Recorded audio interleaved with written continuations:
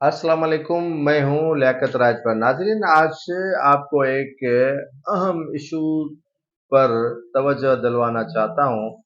वो इशू है कि सिंध के मुख्तलिफ अजला में आर्मी की जानिब से जॉइंट वेंचर प्रोजेक्ट शुरू किया जा रहा है, जिसके तहत सिंध के मुख्तलिफ अजला से 43,608 एकड़ ज़मीन आर्मी को अलाट की जा रही है, बल्कि दी गई है।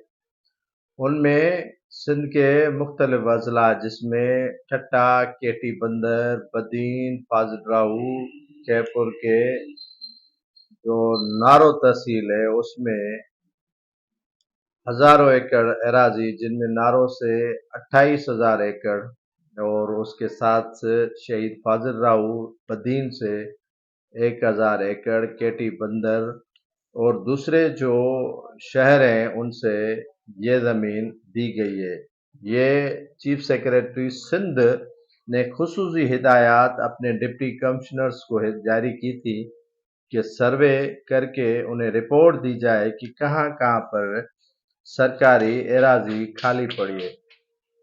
डिप्टी कमिश्नर्स की क्या मजाल कि वो रिपोर्ट तरतीब न दें, जिसके बिना पर रिपोर्ट दी गई और उसी दौरान चीफ सेक्रेटरी के हुक्म पर ज़मीन अलाट कर दी गई है। मुख्तलिफ जो खाली ज़मीनें पड़ी हैं उनकी निशानदगी भी हो गई और उसी के तहत जो है वो ज़मीन दे दी गई है। चीफ सेक्रेटरी की हिदायत पर ये ज़मीन पाक आर्मी, आपाशी, एग्रीकल्चर महकमों के अफसरान ने सर्वे शुरू कर दिए। सर्वे करने के बाद उसे जो है वो सिंध की निगरान काबीना में उठाया जाएगा और वहाँ से एक मंजूरी दे दी जाएगी, जिसके बाद बाकायदे तौर पर आर्मी को ये ज़मीन हवाले की जाएगी। ये लीज पर 99 साल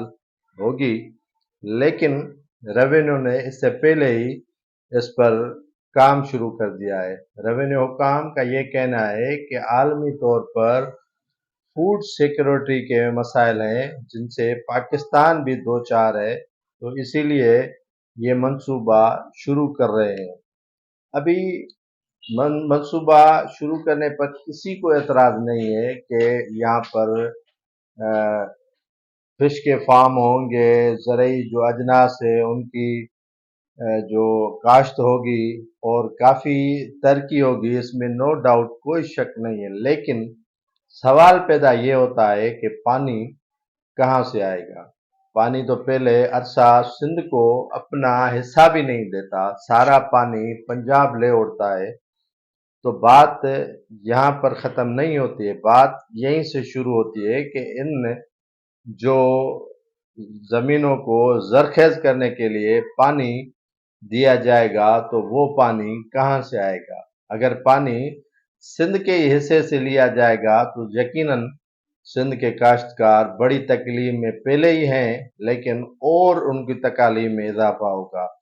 ये सिंध के उसी पानी के नहरों से जो है वो शाखें निकाली जाएंगी और इन ज़मीनों को ज़रखेज़ किया जाएगा, जो 43,608 एकड़ है। तो फिर सिंध के अवाम के लिए मुश्किलात में ज़बरदस्त इजाफा होगा। सिंध पहले ही जो है इस मामले को सीसीआई में ले चुकी है, सीसीआई में ले गई है कि सिंध को अपने हिस्से का पानी दिया जाए।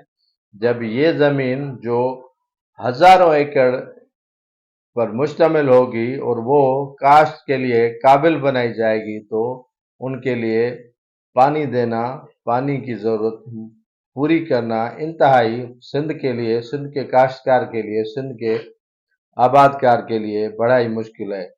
वो कहते हैं ना कि एक दीवान जो मार्केट में गजरे फरोख्त कर रहा था, तो किसी दादागिरी ने उसे कहा कि ये पाव कितने हैं। तो उसने कहा कि ये 6 आने का पाव है। तो कहा जूतों से, कहा कि मियाँ ये सारी तुम्हारी हैं, कहो तो मैं तुम्हारे घर छोड़ आऊं। तो ये हालत सिंध की यही है।